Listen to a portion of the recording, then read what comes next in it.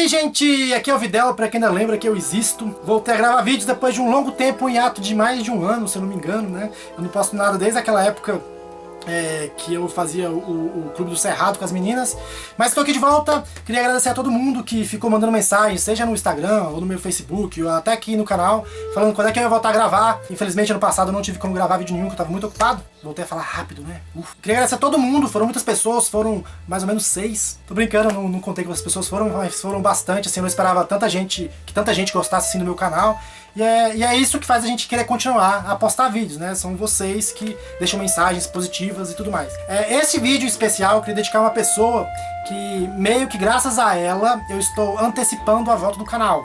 Meio que eu voltei a gravar hoje por causa de uma promessa que eu fiz. Tem a Giovana, ela criou um canal agora no YouTube, e ela tava não tava conseguindo criar o canal ainda, faltava um estímulo, um empurrãozinho. Eu falei, ó, Giovana, se você criar um canal, postar um vídeo, se você fizer isso, eu prometo que eu volto com o meu canal a postar vídeos regularmente. E ela foi, enfrentou, sei lá, os medos dela. Quem grava vídeo sabe como é que é esquisito falar pra uma câmera, eu já tinha até esquecido, tem uma câmera na minha frente e eu tô falando sozinho. Mas aí ela foi, enfrentou o medo dela e conseguiu gravar um vídeo pro canal dela, e o canal dela tá aqui embaixo. Então vocês vão lá, se inscrevam no canal dela, deem feedback positivo pras pessoas, que isso é muito importante. E também agradeçam a ela por graças a você o vídeo voltou, ou se quiser também falar assim, poxa, a gente não precisava disso, né, Giovana? Graças a você o vídeo voltou. Enfim, façam o que vocês quiserem, mas sejam cordiais sempre. E eu vou falar hoje sobre um tema que eu queria falar há muito tempo no canal, mas eu acho que não sei o que acontecia que eu não falava. Eu sempre falava que queria falar e não falava, que é sobre quadrinhos, né? E eu acho que agora chegou a oportunidade, porque meu tempo anda meio escasso em relação à leitura, e nos últimos 2 anos eu li muito pouco comparado aos tempos áureos do meu canal. Teve um ano aí que eu li 82 livros, né? Que eu queria chegar a 100, minha meta era chegar a 100 livros. E aí, esses 2 últimos anos eu tava trabalhando muito, e aí eu comecei a ler muitos quadrinhos, né? Livro, eu caí pra 15 livros por ano lidos só. Acho que agora é a hora de falar sobre quadrinhos aqui. O quadrinho que eu vou falar hoje, vocês já sabem porque vocês viram o Avatar, vocês devem, oh meu Deus, vídeo novo do Videl, que milagre, e clicaram, que é Dylan Dog, que eu conheci, né, lá no meados dos anos 2000, nos começos dos anos 2000, quando a Conrad apareceu lançando quadrinhos e outros livros aí. Eu tenho aqui todos os exemplares, todos menos o primeiro que eu emprestei pro ex-namorado da minha irmã, e ele nunca devolveu, né, e hoje em dia é ex e já era, rodou. E tá aqui. Vou contar minha história primeiro, em relação ao Dylan Dog, como eu conheci, o carinho que eu tenho por esse personagem, e depois eu vou falar sobre o personagem em si, as histórias, o que tem aí pra vocês comprarem, o que tem aí pra vocês acharem. Dylan Dog, tava lá na banca de revista, começo dos anos, sei lá que ano que foi lançado aqui no Brasil, era baratinho, era não era barato não essa porcaria, R$4,50, era muito dinheiro naquela época, mas mesmo assim eu comprei o quadrinho, e aí, cara, R$4,50 era muito dinheiro mesmo. Comprei, e cara, eu me apaixonei pelo personagem.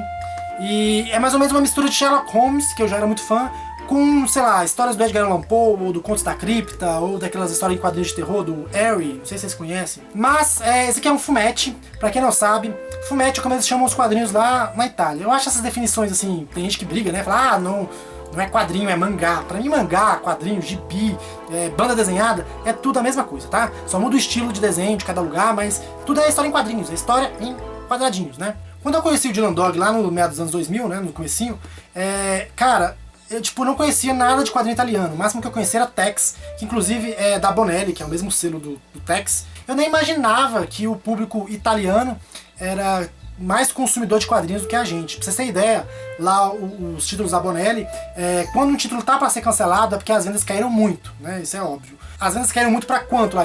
50 mil exemplares por mês lá é pouco. E eles resolvem cancelar. Inclusive eu vi um comentário do Sidney Guzman, que é um editor de quadrinhos do MSP, já trabalhou muito com isso, trabalha com isso inclusive até hoje, é um dos maiores editores do Brasil.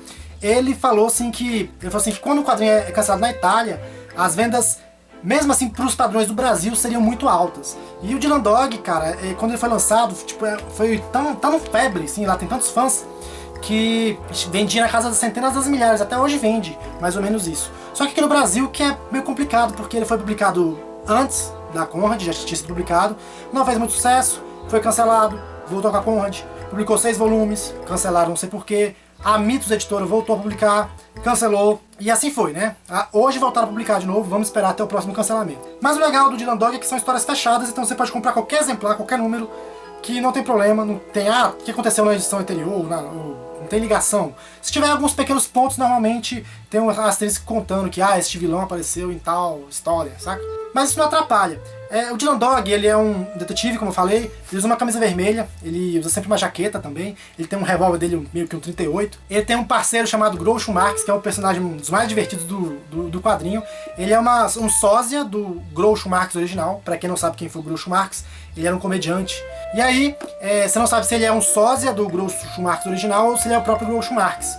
E ele faz umas piadas muito sem graças, muito sem graças, não existe. Ele faz piadas muito sem graça, que eu adoro, e então eu me identifico muito com o personagem, né, porque eu também faço piadas sem graça o tempo inteiro. E ele é exemplo do próprio Sherlock Holmes e vários outros detetives aí. Ele também toca um instrumento musical, que nesse caso é a clarineta. E ele se desloca com um Fusca, que hoje em dia é meio datado, né, andar de Fusca, com a placa DYD 666.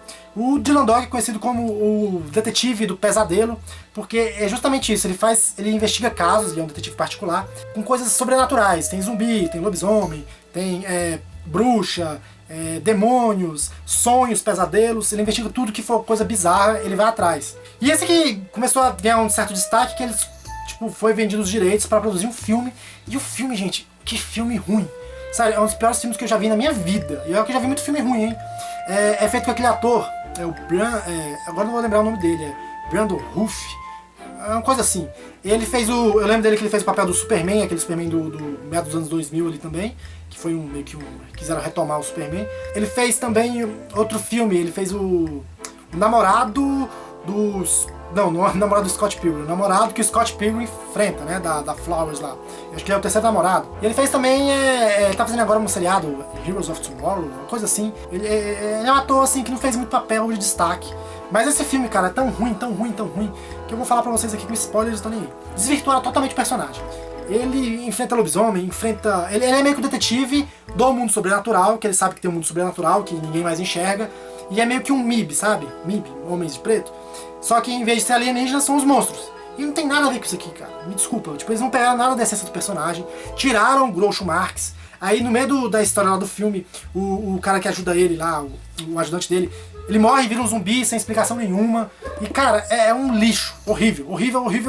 Tá? Foge desse filme aí, que ele não merece seus olhos. Essa aqui da edição da Conrad, os 6 volumes, acho que é meio difícil você achar hoje em dia, talvez em sebo ou na estante virtual. Mas a Lawrence, o que aconteceu? Ela retomou, acho que foi ano passado, a publicação aqui de forma independente, que foi bem bacana porque ela trouxe uma gramatura melhor, papel branco, assim, né, aquele papel jornal, que a Conrad também fazia em papel branco, né? Mas a Mitos fazia em papel jornal, que é aquele papel que amarela com o tempo. E um preço bem acessível, que era mais ou menos R$16 para quadrinhos hoje em dia. Quem compra quadrinhos sabe que R$16 não é um preço muito caro, ainda mais para uma editora independente. E aí ela lançou essas 3 edições aqui.